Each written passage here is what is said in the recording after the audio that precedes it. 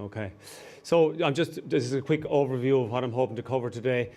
Information flow being critical in an emergency response, and Storm Emma and Storm Ophelia were two large weather incidents that we had to deal with in Wexford in recent years.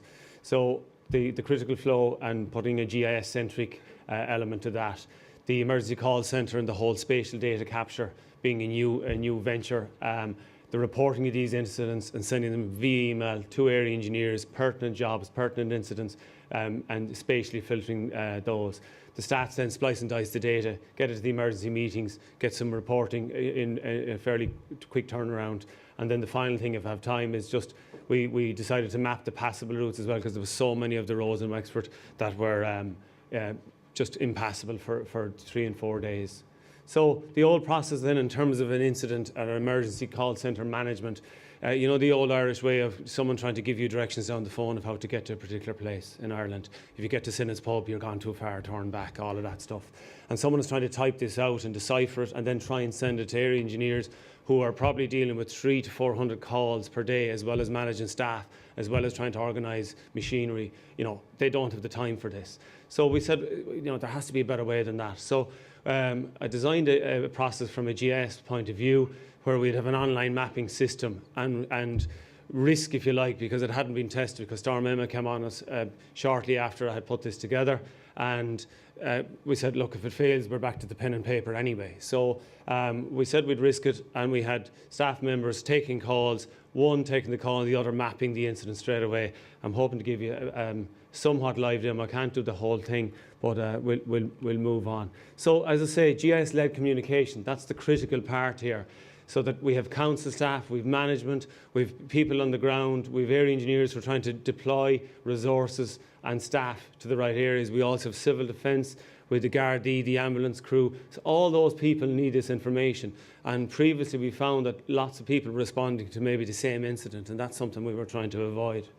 So the calm before the storm, just to remind you, because you all have forgotten, but I certainly haven't, I show you. Storm Emma, February 26th to 28th was the Monday and Tuesday, and in fairness, as you'll agree, Met Éireann absolutely flagged this in a fantastic way, and only for them we wouldn't have been as prepared as we were, because we're inclined to go, oh, it's not going to be that bad, is it? You know, but it was. So Monday, Tuesday, a bit of planning went on. Wednesday, we got the list of volunteer staff who, and the main criteria there was that they were near the office, they could walk to the office, and that ironically turned out to be crucial.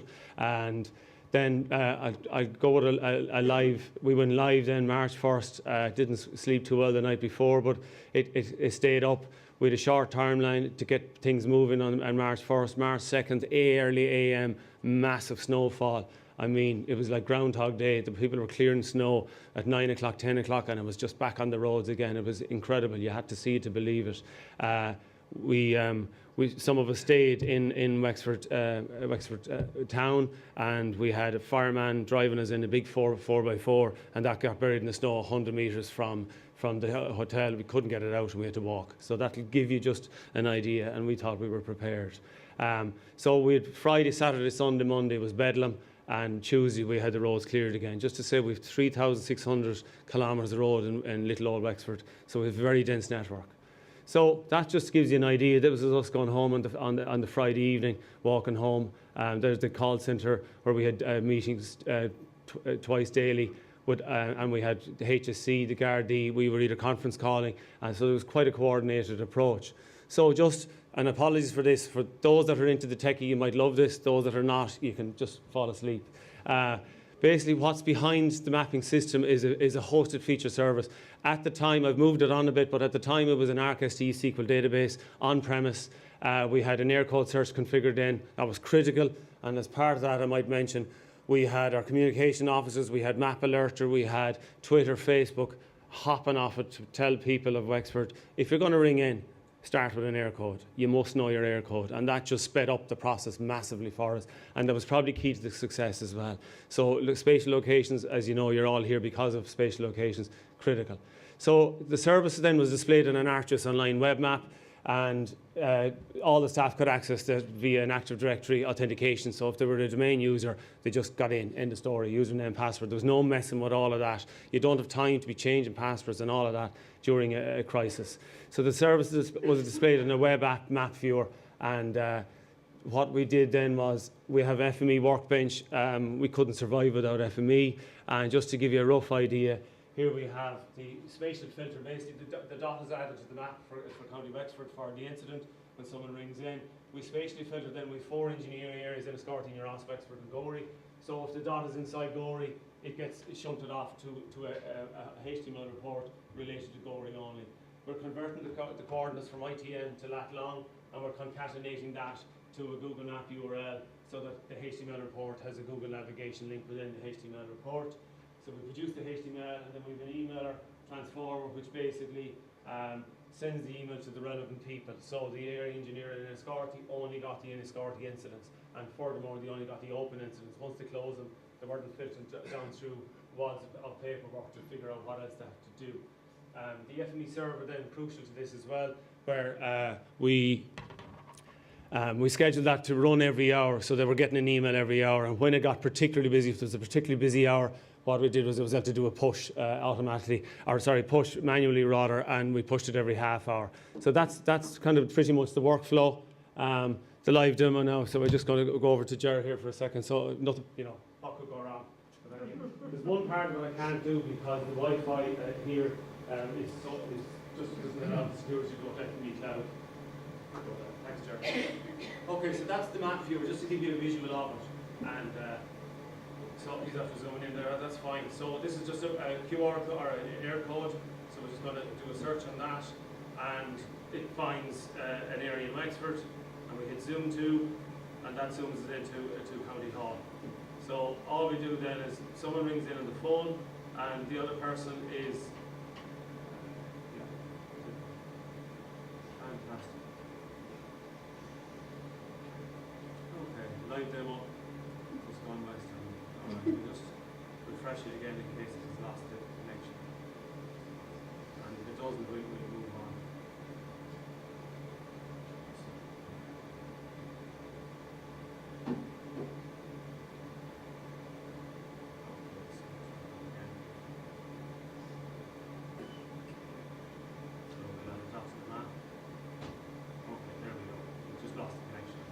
So an open call will add to that house there, for example, and log by. So this policy control of data as well, so we just do County Hall. I'm not going to fill them all out, and we just go down to date logged, time, etc. Because that was critical as well. We forced people to put in the date and time so we knew what was going on, which meant that the job wouldn't save if you didn't do that.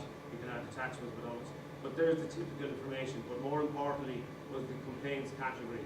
And this built over time because as the incident unfolded, we ended up with water issues, electricity issues. So you can see the way they appended them in. These were dreamt up and they worked quite well, and then we had to add other incidents as you go. So that's pretty much it. And then what happens is that data goes straight to a database, and as I say, the FME does the rest, and we get an email going out. So just to give you an idea, here's one I made here, typical Blue Peter fashion. So if we go to the Escorty, and this is a HTML for just an open report. So if we download that, that's just one call, the link to the Google Map navigation, and that all works. And it was critical that we use HTML because we were trying Excel, we were trying Word, but for people on smartphones, HTML just worked that bit better for us. They had to go and mess with trying to download software and open attachments, etc. So that was again critical to the situation. And then I have one here, New Ross. You can see the emails there, they're going to Gorey and Escort and New Ross.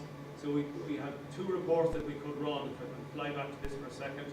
I have 2 links here. One was email report listing all incidents, and this one is email open for open calls only. So that was the first HTML I showed you. And the second one then is the New Ross one, and if I just click on that for a second, and that's the typical report then that the area engineers could get, obviously of open calls only, but this one was useful for management as well if they needed to get a bigger picture. And when I mentioned the bigger picture, we can slice and dice the data as well. So if we go to the layer list, and if I turn off the storm stats and turn on by event type, and we'll do a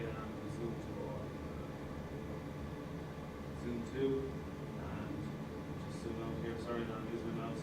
So that gives you a visual. These are just tests, and I actually leave that slide up there, and we'll switch over in a sec. But that gives you a visual. We have just a thematic map, so go to the legend, that gives you a visual of the different types of categories. So just going to switch back to Burke. Yeah, thanks, Jared. Okay, so it went reasonably. The only thing I couldn't run was the FME job. So the two links on the top of the map viewer. Yeah? Sorry. The two links on the top of the map viewer, I'll just wait for Jared to get that sorted. Basically go now to FME Cloud. So normally I could use, if it was a secure Wi-Fi connection, you can do this from anywhere. So the data, we put the data up on Arctis Online, and we have put the job, the FME workbench on FME Cloud, so it could be run from anywhere, and that's the advantage as well. If for some reason, wherever you're working or you're in County Hall, we've no power, you could move lock, stock and actually do the same thing somewhere else once you have internet and phone access. So that's just, that was my backup plan, so we're just going to bomb on through that. So that's the type of thing, so that gives you a quick visual of the different districts and trying to get the open calls to the relevant people for the relevant locations, and that was critical. So I'm going to bomb through that. How are we going on time, Dara? Finished, okay. All right, so call types, quick categorization, very useful from management point of view. We can splice and dice the data, and just an important figure to point out. Here we've 1,400 calls received, but we logged, if I go back one, what is it, 371. So that shows you the improvement in avoiding duplication of calls to staff who are already extremely busy. Okay, that's just the passable roads, lots of ways we got the information. I haven't time to go through it, but we'll move on. Passable roads, civil defence, fire service, the Gardaí, they all got that data. We mapped the roads that were passable because Google Maps wasn't enough, because some of the roads you couldn't travel on them. So we sent that out by Saturday evening to all the emergency services. They were able to access that for their mobiles to figure out how we're going to get to these people. We had people with dialysis issues. We had some serious things that we needed to get people there.